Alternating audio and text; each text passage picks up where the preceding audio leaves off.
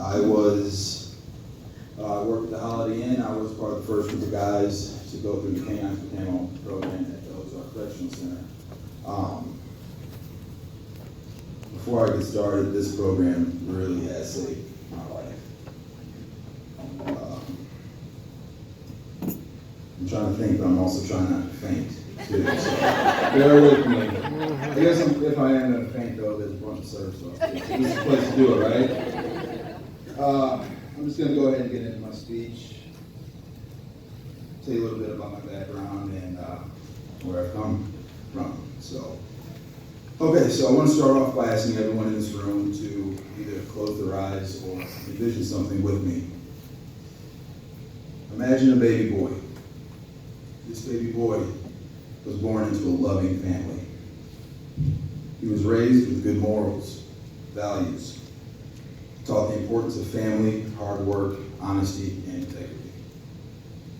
Imagine him growing up seeing both of his parents work hard and sacrifice to provide a good life for him and his older sister. See him in a football helmet, his father, his coach, and his biggest fan. Imagine this boy growing into a young man and going on to high school. Throughout high school, the only real expectations put on him were to maintain good grades, get a job, and stay out of trouble. See him in his cap and gown, waving at his family in the audience at his high school graduation. His mother and his grandmother, proud tears of happiness in their eyes as they sent him off to college. Now for the last time, imagine that same young man, now a man, 5 years later, walking into prison for the first time. Okay, no more imagination, because as you probably guessed, that man is me. And luckily for most people in this room, that scenario was just that, a scenario. Unfortunately for me, and that woman sitting right over there, it was reality. See, everything changed for me in college. My first year, I managed to maintain good grades while still working. I was always somewhat of a social butterfly, and like many freshmen in college, would go to parties with friends because, hey, that's what you do in college, right? Fun first, then school second. And that's if you got around to it. Now, of course, it's not actually true, but the younger me didn't get that memo. And while in school, my priorities slowly shifted from classes to partying and dabbling more and more with drugs. And before I knew it, what I first thought was just partying and having fun became my lifestyle. All the while trying to hide my drug use and maintain a good facade for my family. All that changed in 2007. That was when, I was arrested for the first time for possession of a controlled substance, and I was put on probation. Shortly after that, I violated that probation and I was sent to prison for the first time. I did 4 months, I was released to my parents' home, and I can honestly say I was very naive, thinking that things would just kind of work out without me doing any actual work as far as rebuilding my life. It's all right, I don't like talking about this. Very shortly after that, I ended up getting high again, violating probation, and getting sent back to prison. This time I was gone for a year. This time I thought I knew what I needed to do in order to start living a healthy life. That being just don't do drugs, right? Well, sadly, I was wrong. I worked as a server at a nice restaurant, and that was basically it. No real direction in life. No clue what type of person I wanted to become. Fast forward a year, and I'm back getting high. Now, even though I'd been incarcerated and struggled with addiction, my family always made sure that I knew that I was loved. And that they were there to support me as long as I was doing the right thing. But I didn't do the right thing. And I hit a point where my primary focus in life was getting high and laying low as a fugitive. That is until the morning of November 9, 2016. That was the morning when I got picked up on a warrant and I was arrested. I was subsequently sentenced to long-term drug treatment at the Ozark Correctional Center. It was there that I joined Puppies for Parole. Originally, I joined the dog program because it was a requirement to have a job, and I mean, who doesn't really want to have a dog, right? So a month into it, I was offered a job to join a pilot program called K9C Gala. I was told that I'd be training service dogs for veterans with PTSD and other disabilities. We'd be training dogs to turn on lights, open doors, detect low blood sugar, go into someone's head during a seizure. The list goes on and on. Now, I'm not gonna lie, my first response was absolutely not.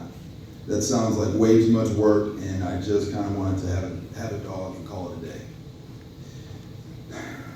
Thankfully, I had some time to reflect on it, and I decided to give it a shot. And that decision changed my life. Shortly after the program started, my fellow handlers and I were introduced to John Lopez. John came into the prison with Liberty and explained that she would be going to a veteran who had seizures and needed to be trained to go under her head to prevent head trauma. Having Liberty as our first dog was a blessing because she's freakish and smart. It doesn't take her long to catch on to anything. And I want to tell you that the first time she went under my head, I had chills run down my spine. I'll never forget it because that was the first moment since joining the dog program and probably ever in my life that I've said to myself, I love what I do. As time went on, John and his lead trainer, Brandon Gerhardt, started bringing more and more dogs into the prison. Dogs that were literally detecting low blood sugar, turning on lights, opening doors, basically all the things that I was convinced they would not be able to do. Prison is not a fun environment. You're separated from everything and everyone that you care about, and that forces you to come face to face with a lot of your inner demons. And for myself, that brought on a lot of shame and guilt. Most learn to cope, but some days were better than others. And for myself, my darkest days behind razor wire, having a dog to focus on became a positive outlet and my saving grace. As time went on, I began getting excited to call my mom and tell her about the stuff that we were doing in the program. It felt good to take pride in something. For the first time in a long time, it felt like I was doing something really good. And in a time when my self-worth was at an all-time low, this program kept me from throwing myself a pity party because I was a part of something that was bigger than myself. And I can genuinely say that my fellow handlers and I became a family. We argued, we laughed, mostly argued. We cleaned up a lot of dog food. Sorry if anyone's still eating, I probably could have gone without saying that. All the while becoming brothers. Now, towards the end of my treatment, John offered me a job at the Holiday Inn and an opportunity to continue working with K9C Gala. This meant that I wouldn't have to go back to St. Louis, and I could legitimately start fresh in a new city. My only hesitation was that I'd be away from my family. But the more I thought about it, if I were to go back to St. Louis and mess up again, I wouldn't be a part of their lives anyway. I'm really glad I can't see you, Mom, because if I saw you close, that'd be a weird mess. So I made the decision to take the job and relocate to Springfield. And this has turned out to be the best decision I've ever made. With the help from John and the members of K9C Gala, I have my license back. I have a full-time job that I love, and I mean that. And I have a place called home. While incarcerated, I did a lot of thinking, and one thing I came to realize is the first 2 times I was released from prison, I was essentially just wandering aimlessly, with no real direction in my life. Though I had good intentions, I had no clue who I was or what I wanted to make of myself. Right now today, I can look at all of you in this room and say that I have both of my feet planted firmly. I'm walking a path in my life that I'm proud to be on. I have a job that I'm proud to tell people about. Proud is not a word that used to come out of my mouth. And the smile people see on my face is genuine. Before I close, I want to give a few thank yous. I would not be standing where I am today if it weren't for certain people, and I want to take this time to give them the recognition they deserve. John Lopez, there you are. Hi. John Lopez, I truly thank you for what you've done for me. I'm taking a chance on somebody when others wouldn't. I truly believe that you saved my life. You need to know that. Danny Lambert, you taught me more than you know, and I look up to you as a big brother I've never had. Chelsea Huff, you keep me focused on keeping my head up, and you're always there to put a smile on my face when you know I'm down. Even though we're fighting right now, I'm sorry. Brandon and Summer Gerhardt and the rest of my family at the Holiday Inn, thank you for making me feel welcome from day one. And letting me know that I have a support system out here. All my fellow dog handlers at the Ozark Correctional Center, we've all come a long way, and I'm proud of you guys, and I mean that. This goes so much further than just me. It's a group of us, and this has done a lot for all of us. And finally, I want to say thank you to my parents. Thank you for never giving up on me, Mom. Even during the times that I gave up on myself. And I love you.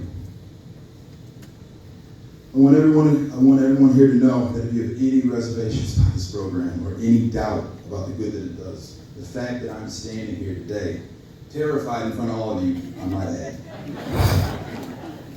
is proof that K9C Gala is changing lives, both humans and dogs alike. I believe a man without purpose and hope is a man that just merely exists. And that's not me today. Thanks to this program, I have a reason to get out of bed in the morning. Thanks to this program, I'm happy with the man that I see in the mirror. And for the first time in over a decade, I feel like I know who I am. Thank you all for your time, and I look forward to experiencing where K9C Gala takes me in the next chapter of my life.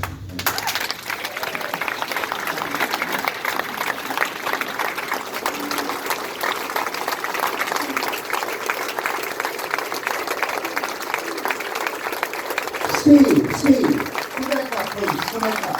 Steve!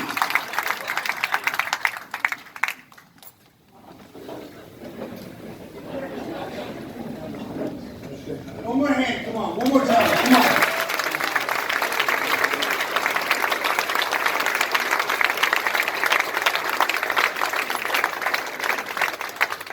We got one more speaker. This is it for me. I got